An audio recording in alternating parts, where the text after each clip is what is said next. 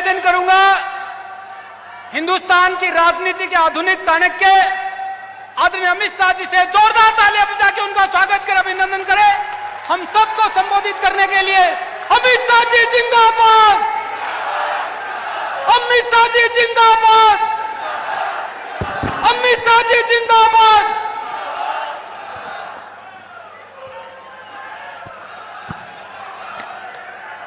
मेरे साथ बोलिए, भारत माता की। क्यों भाई, कोटा बूंदी वालों की आवाज को क्या हो गया है? देखो 400 पार करना है या नहीं करना है? मोदी जी को फिर से प्रधानमंत्री बनाना है या नहीं बनाना है? बिरला साहब को फिर से एमपी बनाना है या नहीं बनाना है? तो ऐसी आवाज नहीं चलेगी। सभी लोग दोनों हाथ उठाइए, अंत तक उठाओ दोनों हाथ, तीनों पंडाल में हाथ उठाइए, विजय के संकल्प का मुट्ठी बीजिए और प्रचंड आवाज से बोलिए, भारत माता की जय श्री राम, जय जय श्री राम।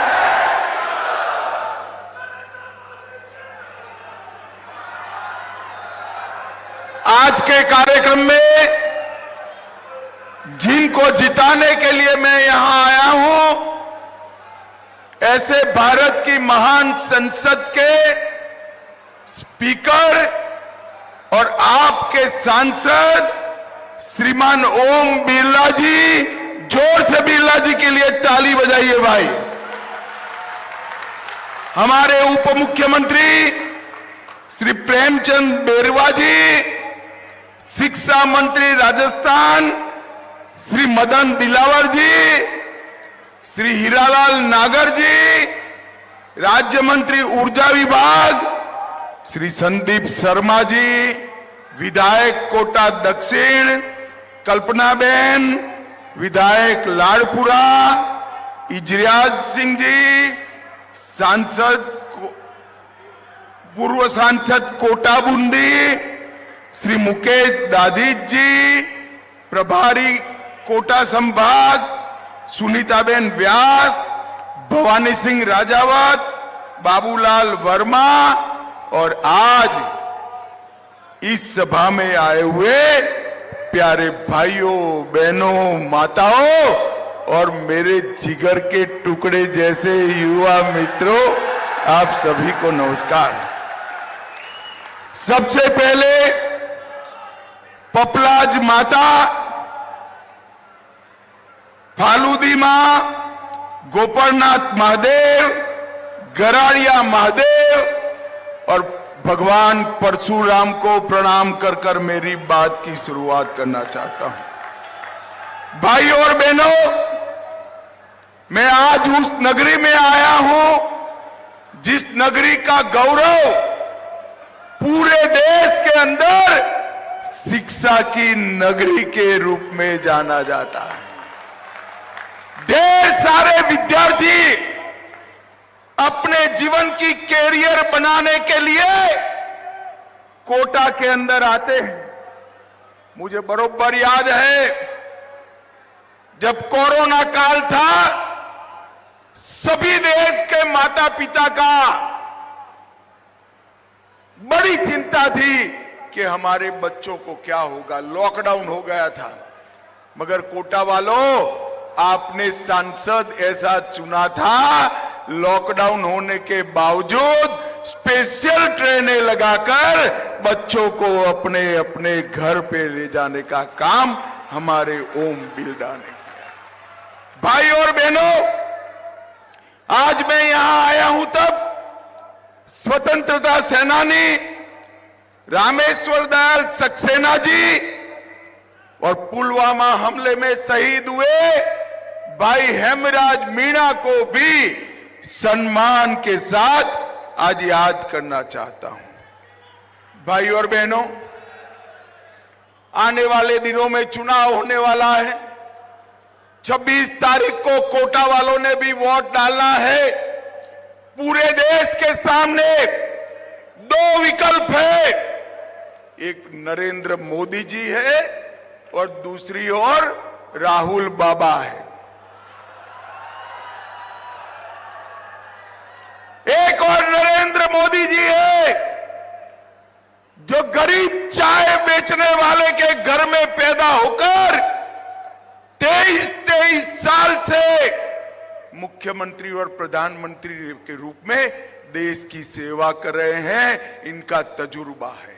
और दूसरी ओर राहुल बाबा है जो 20 बार लॉन्च किए मगर रॉकेट यान फेल ही कर जाता है।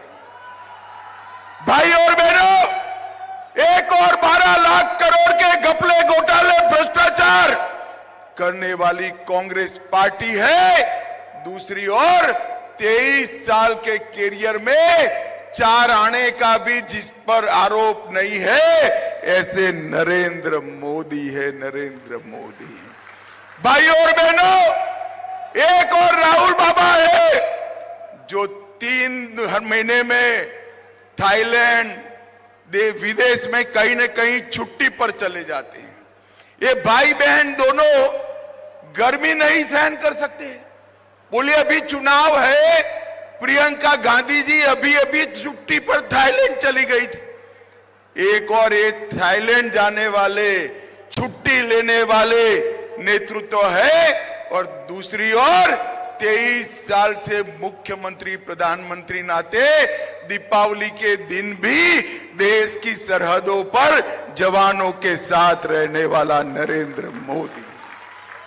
एक और अपने कौवत, राष्ट्रभक्ति, परिश्रम और कुशलता के कारण दुनिया का सर्वोच्च नेतृत्व बनने वाला नरेंद्र मोदी है और दूसरी ओर परिवारवाद के कारण आए हुए राहुल बाबा है। इन लोगों के बीच में आपको पसंदगी करनी है। कोटा वालों, मुझे बताओ किसको पसंद करोगे भाई? अरे जोर से बोलो, किसको करोगे? और जोर से बोलो, किसको करोगे? अगर नरेंद्र मोदी को पसंद करते हो, प्रधानमंत्री बनाना चाहते हो, तो भाई ओम बिरला के नाम के सामने जो कमल का निशान है उस पर बटन दबाना है। कोटा बूंदी वालों, बिरला जी को दिया हुआ कमल के निशान पर एक वोट सीधा मोदी जी के अकाउंट में जमा होने वाला है। समझ में आ रहा है? जरा जोर से बोलो, आ रहा है? बटन कहां दबाना है? जोर से बोलो, बटन कहां दबाना है? भाई और बहनों, राजस्थान की 25 सीट पर कमल खिलाना है। अभी पहला चरण हो गया। मैं पहले चरण का परिणाम बता दूं आपको? बताओ? किसी को बताना मत, मगर हां, एडवांस में बता देता हूं। बताओ? सभी सीटों पर कांग्रेस का सुपड़ा साफ हो गया। परंतु यहां से पूरा नहीं होता। 13 सीटें बची है, उसमें भी खाता न खुले 25 सीटों का हैट्रिक लगाने का काम मेरे कोटा बूंदी वालों को करना है। कोटा बूंदी वालों को। भाई और बहनों, मैं बिरला जी को बहुत सालों से जानता हूं। हमने संगठन का भी काम साथ में किया। संसद में हमारे स्पीकर साहब थे। इतने नकारात्मक विपक्ष के रहते हुए भी लोकतांत्रिक तरीके से संसद को चलाने का काम हमारे बिरला जी ने किया। बिरला जी के प्रयासों से कोटा को एयरपोर्ट की सहूलियत मिली है। हिंडोली में मेडिकल कॉलेज बना है। कोटा में अलग से नर्सिंग कॉलेज बना है और अस्पताल को बड़ा बनाकर विश्व कक्षा का 500 बेड का अस्पताल बनाने का काम भी चालू है। कोटा वालों, बूंदी में खेल संकुल बनाया जिसमें सिंथेटिक ट्रैक, स्विमिंग पूल और इंडोर गेम के लिए स्टेडियम भी बनाने का काम चालू है। भाई और बहनों, मैं कोटा को कहने आया हूं, अगर आपने 19 में कांग्रेस को वोट दिए होते तो पीएफआई कोटा का कोटा पीएफआई का गढ़ बन जाता। नरेंद्र मोदी को वोट दिया, नरेंद्र मोदी जी ने पीएफआई को समाप्त कर जेल की सलाखों के पीछे डाल दिया। अब ये लोग कहते हैं हम पीएफआई पर बैन हटा लेंगे। कोटा वालों, मुझे बताओ, पीएफआई पर बैन होना चाहिए या नहीं होना चाहिए? अरे जोर से बोलो, होना चाहिए या नहीं होना चाहिए? एक कांग्रेस पार्टी विकास विरोधी party, eastern Rajasthan canal project 5 साल तक गहलोत की सरकार रही। ईस्टर्न राजस्थान कैनाल प्रोजेक्ट को आगे नहीं बढ़ने दिया। आपने भजनलाल शर्मा की डबल इंजन सरकार बनाई, 3 ही महीने में हमने एग्रीमेंट कर ईस्टर्न राजस्थान कैनाल प्रोजेक्ट को आगे बढ़ाने का काम किया। भाइयों और बहनों, ये कहते हैं ईआरसीपी का पानी कोटा बूंदी को नहीं मिलेगा। इनका मत साथ सुनना, ये झूठ फैलाने वाले लोग हैं, झूठ फैलाने वाले। मैं आपको कहकर जाता हूं, कोटा बूंदी वालों, ये मोदी का गारंटी है, हर गांव, हर दानी, हर खेत में ईआरसीपी का पानी पहुंचाने की जिम्मेदारी मोदी जी की है। ये मोदी का गारंटी है। भाई और बहनों, लोगों को छोड़िए, हमने तो पशुओं की भी चिंता की है। सारे पशुओं को राजस्थान में फ्री ऑफ कॉस्ट करोड़ों रुपया लगाकर टीका लगाने का काम किया और देश में नई 2 लाख डेयरी बनाने का काम भी नरेंद्र मोदी सरकार कर रही है। दिल्ली मुंबई एक्सप्रेसवे कोटा के विकास को गति देने वाला है। अमृत भारत स्टेशन योजना के तहत कोटा का रेलवे स्टेशन नया बनने वाला है, भव्य रेलवे स्टेशन बनने वाला है और रामगंज मंडी स्टेशन को भी फिर से नया बनाने का काम हमारे बिरला साहब कर रहे हैं। परवन बृहद सिंचाई योजना, झालावाड़ 12 और कोटा के 600 गांव में पानी उपलब्ध कराया जाएगा। रामगढ़ में टाइगर रिजर्व बनाया गया है। नक्स्य सागर झील और जेठ सागर झील के काम को स्वीकृति दे दी गई है। बूंदी दलेलपुर सड़क परियोजना से को भी वन विभाग से मंजूर किया गया है और कोटा की साड़ी और कोटा स्टोन दोनों को दुनिया भर में जियो टैग दिलाने का काम भी भारतीय जनता पार्टी करने जा रही है। भाई और बहनों, मैं आज बताने आया हूं, इतना सारा काम हुआ है ना, मगर इसके लिए मोदी जी को, हमारे नेता बिरला जी को वोट मत देना। ये कोटा के विकास के लिए मत देना, उनका काम ही विकास करना है। इसमें क्या नई बात है? आपने 2-2 बार चुना तो विकास करना इनका फर्ज बनता है, मगर वोट क्यों देना मैं आज बताने आया हूं। बताऊं क्या? कोटा वालों, मन से बड़े आवाज से हाथ उठाकर बताना, ये कश्मीर हमारा है या नहीं है? सभी लोग बोलो, है या नहीं है?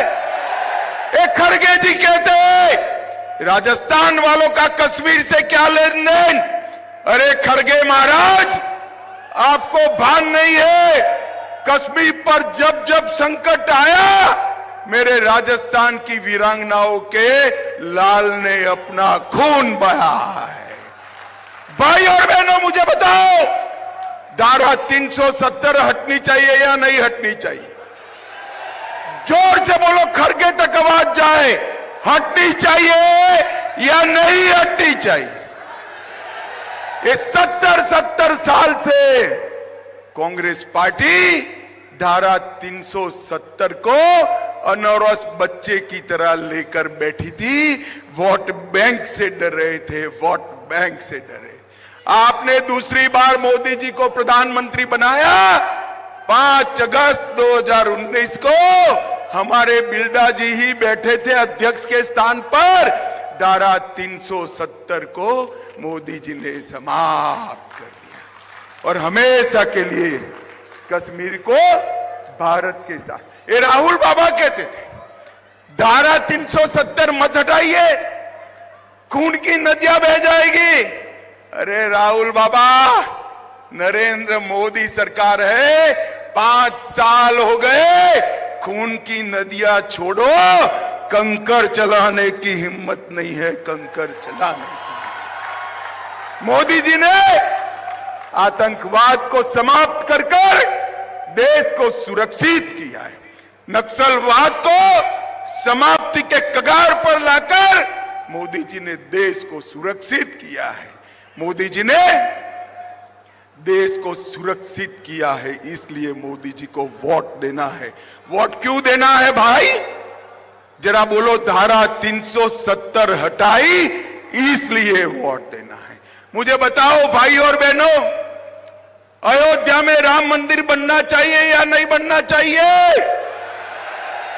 जरा जोर से बोलो, बनना चाहिए या नहीं बनना चाहिए? अभी अभी रामनवमी गई, 500 साल के बाद रामलल्ला ने अपना बर्थडे टेंट में नहीं, राम मंदिर में बनाने का। भाई और बहनों, एक कांग्रेस पार्टी 70 साल से राम मंदिर के मुद्दे को अटका रही थी, लटका रही थी, भटका रही थी। मोदी जी ने 5 साल में ही केस भी जीता, भूमि पूजन भी किया और प्राण प्रतिष्ठा कर जय श्री राम कर दिया। और एक कांग्रेस वाली टोली, इनको निमंत्रण दिया गया कि आप आइए प्राण प्रतिष्ठा महोत्सव में, परंतु एक कांग्रेस वाली टोली गई नहीं, क्योंकि उनको डर लगता है उनकी वोट बैंक समाप्त हो जाएगी।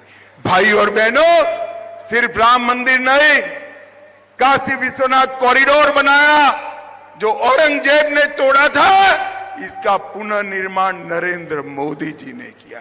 भाई और बहनों, महाकाल कॉरिडोर बनाया, बद्री धाम केदार धाम का पुनरुद्धार किया और भगवान सोमनाथ का मंदिर भी सोना का बनाने का काम नरेंद्र मोदी जी कर रहे हैं।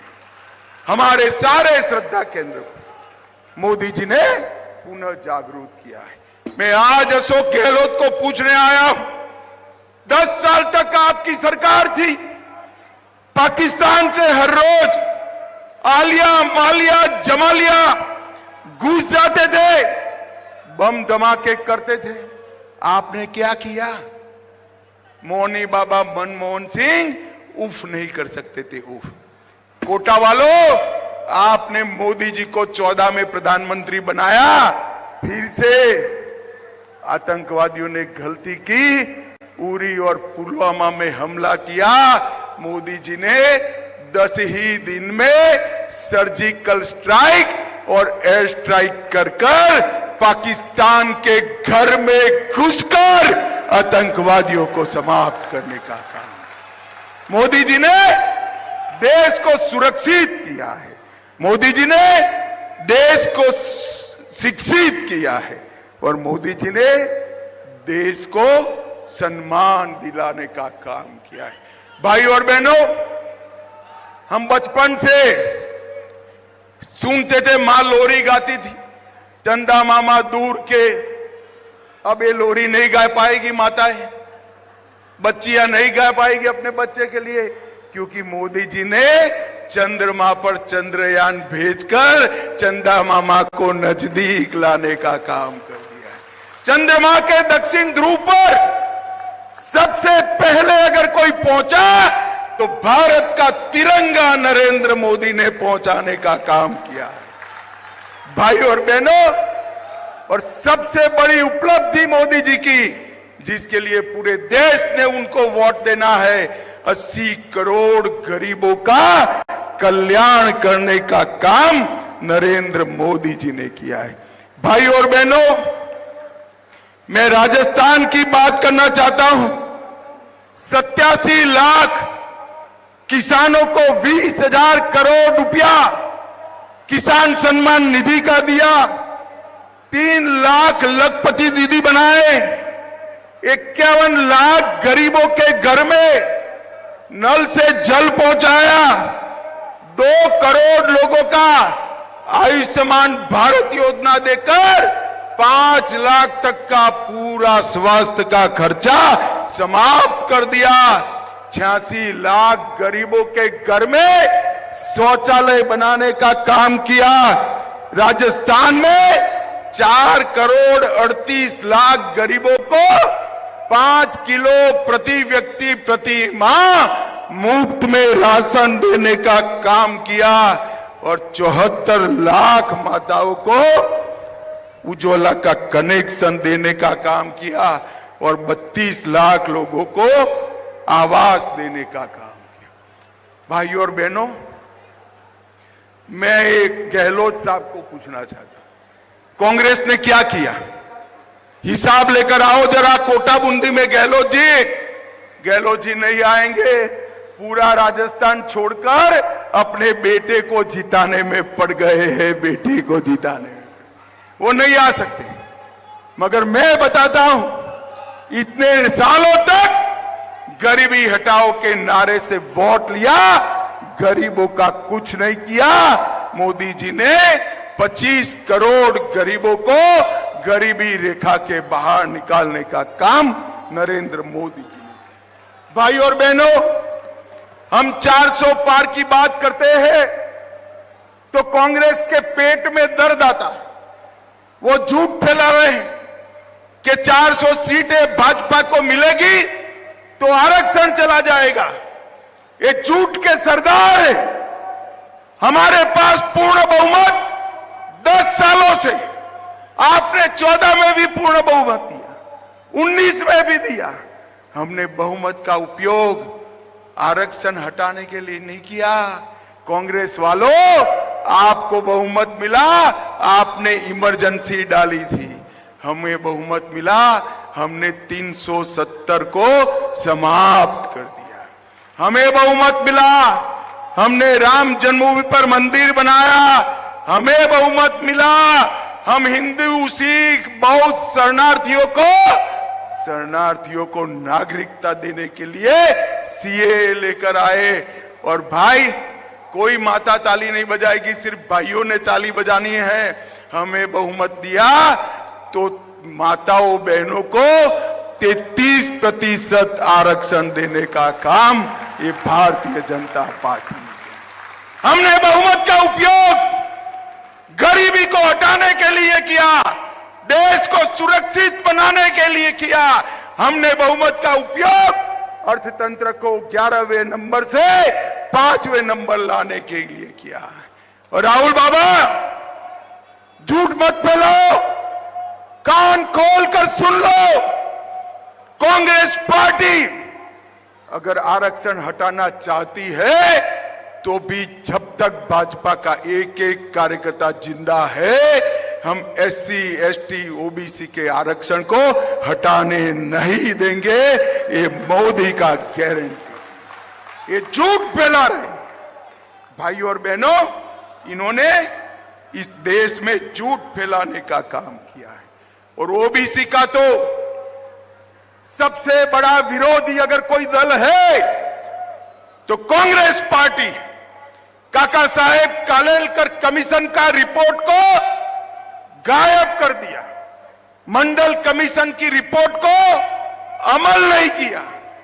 जब संसद में रिजर्वेशन की बात आई, राहुल बाबा के पिता राजीव गांधी ने 2.5 घंटे तक विरोध में भाषण किया और मोदी जी ने ओबीसी को संवैधानिक मान्यता देने का काम नरेंद्र मोदी जी ने किया। देश के सभी केंद्रीय इंस्टीट्यूट में हमने ओबीसी को 27% रिजर्वेशन देने का काम किया। भाइयों और बहनों, मोदी जी जिन्होंने पूरी दुनिया में देश का सम्मान बढ़ाया, वो भी ओबीसी जाति से आते हैं और देश का इतना बड़ा नेता बना है। ये भारतीय जनता पार्टी का कमिटमेंट है। राहुल बाबा, मैं आज आपको कहने आया हूं, आपको कुछ मालूम नहीं है। विश्वकर्मा की जातियां, छोटी छोटी जातियां, मेरे लुहार भाई, सुथार भाई, दर्जी भाई, कारपेंटर का काम करने वाले, नाव बनाने वाले, मछली पकड़ने की जाली बनाने वाले, इनके लिए अब तक देश में कोई योजना नहीं लाया था। मोदी जी ने 13,000 करोड़ खर्च कर ये सभी को स्वरोजगारी और स्किल डेवलपमेंट का काम करने का काम नरेंद्र मोदी जी ने किया। भाइयों और बहनों, 2 खेमे पड़े। एक खेमा भारत के इतिहास को झुठलाने वाला है और दूसरा खेमा हमारी संस्कृति, हमारी भाषा, हमारे धर्म का सम्मान करने वाला है, देश का गौरव बढ़ाने वाला है, देश को टॉप पर पहुंचाने वाला है।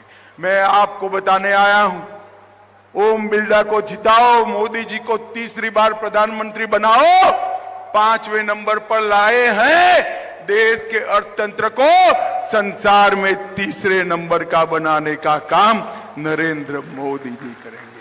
माताओं, भाइयों और बहनों, ये माताएं मटकी लेने जाती है तो मटकी पर टकोरा लगाते हैं, नहीं लगाते हैं आप लोग? जरा जोर से बोलो भाई, लगाते हो या नहीं लगाते हो? तो 200 रुपये की मटकी के लिए टकोरा लगाते हो। देश का खजाना किसको सौंपना है, उसका निर्णय करना है। ध्यान से टकोरा लगाओगे? जरा जोर से बोलो, लगाओगे? 2 लोग हैं, राहुल बाबा और नरेंद्र मोदी, किसको पसंद करोगे? जोर से बोलो, किसको करोगे? मोदी जी को पसंद करते हो तो ओम बिरला जी के नाम पर, कमल के निशान पर बटन दबाना है, दबाओगे? देखो भाई, कोटा बूंदी वालों, बटन ऐसे वैसे नहीं दबाना है। बटन तो आप कोटा बूंदी में दबाना, कमल के निशान पर, मगर इतने गुस्से के साथ दबाना कि इसका करंट इटाली में जाकर लगे। पक्का करोगे? बिरला साहब आगे आइए, आप आगे आइए। बिरला साहब, हमारे बिरला जी को प्रचंड बहुमत से जिताओगे? 400 पार कराओगे? मोदी जी को तीसरी बार प्रधानमंत्री बनाओगे? मैं आपको एक मोदी गारंटी कहकर जाता हूं, बिरला जी को संसद में भेज दीजिए। कोटा बूंदी को हम देश का 1 नंबर का लोकसभा क्षेत्र बनाएंगे। भाइयों, मेरे साथ बोलिए, भारत माता की। अरे जोर से हाथ उठाकर बोलिए, भारत माता की।